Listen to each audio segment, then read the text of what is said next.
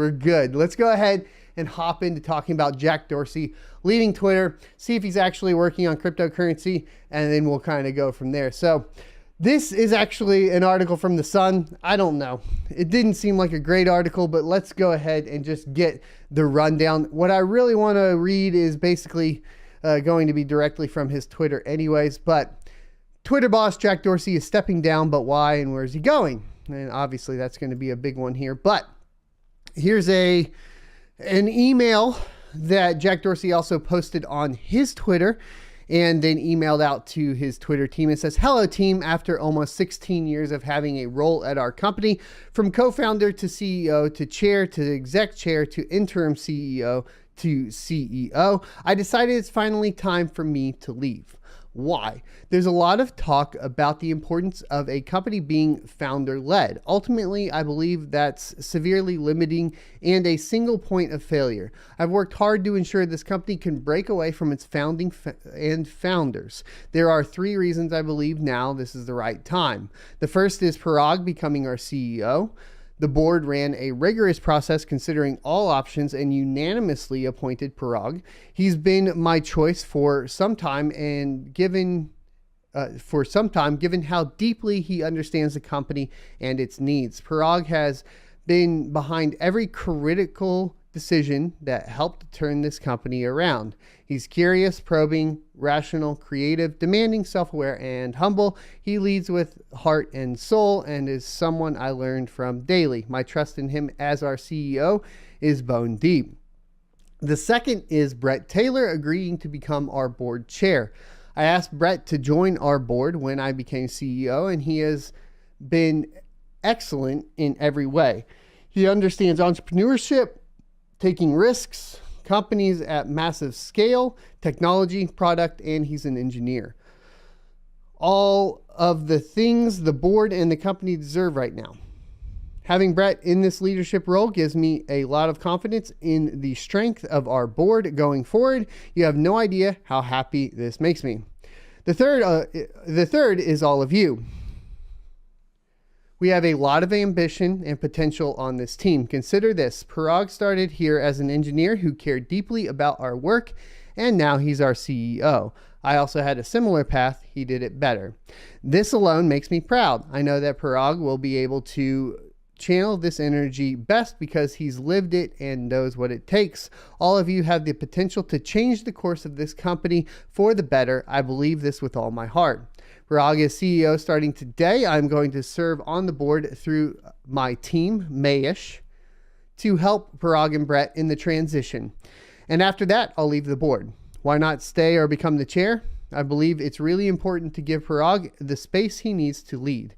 And back to my previous point, I believe it's critical a company can stand on its own, free of its founders' influence or direction. I want you all to know that this was my decision and I own it. It was a tough one for me, of course. I love the service and company and all of you so much. I am really sad, yet really happy. There aren't many companies that get to this level, and there aren't many founders that choose their company over their own ego. I know we'll prove this was the right move.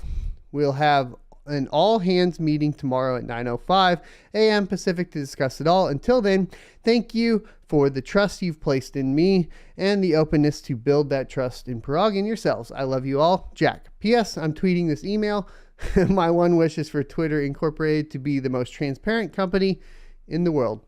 Hi, Mom. All right, so essentially, we see a founder stepping down and Twitter will no longer be a founder-led company. There are tons of opinions on Jack, especially when we're talking about censorship, potential censorship, the way that Twitter functions as a company, and so on. I know that I've listened to him on things like the Joe Rogan podcast, and I've paid attention to his interest in cryptocurrency above all, for sure. And one of the things that I found interesting is his kind of like idea of how Twitter can't truly be an open platform, and you would need to use something like blockchain to create an open platform.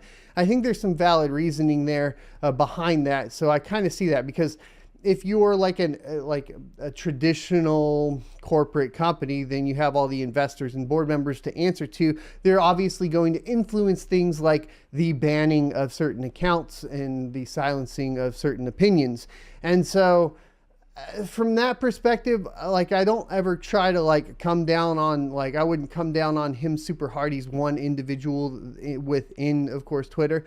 Maybe the structure of Twitter early on needed to be shifted to accommodate for a more open and free platform, but maybe just the structure, traditional structure of companies doesn't allow for that. That's just something that I've had kind of kicking around in my brain surrounding, of course, him, and especially like, just like I said, an open and free speech platform.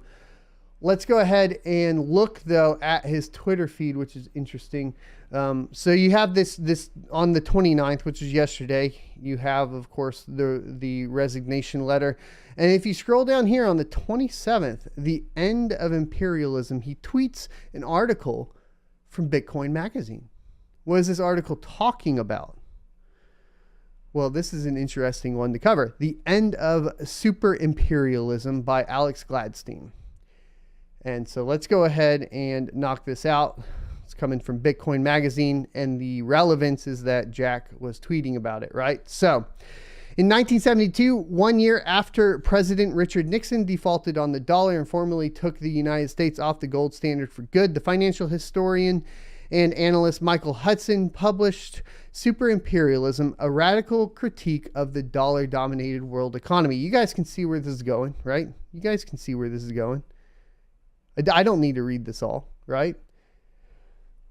I recommend it. I'm going to link it down below. It's a long read, but the summation of it really is the issue with the current US dollar, and obviously how maybe like Bitcoin can service this and so on. And that's coming from Jack on his Twitter. Is he going to be moving into Bitcoin? A lot of people think that because of his super interest in cryptocurrency, also with his interest in creating a fully open platform on blockchain, this could be the direction that Jack is headed in. Of course, he still has the Square Cash app, and that could integrate cryptocurrency as well, which is something to point out. Today's video is brought to you in partnership with GamerSupps. GamerSupps provides a healthy alternative to sugary energy drinks with delicious flavors like Misfits Melon or my favorite Blue Raz. I use the GamerSupps as an alternative to support my active lifestyle outside of content creation. Caffeine-free options are great for late-night gaming after the kids have gone to bed. And my favorite part about GamerSupps is that they accept cryptocurrency. And for a limited time, when you purchase a tub with cryptocurrency, you will receive a Bitcoin shaker. Follow the affiliate link in the description, and don't forget to use code SOAT at checkout. If you enjoyed this video, be sure to subscribe to see more. Also, you can check out this playlist for more content talking about cryptocurrency.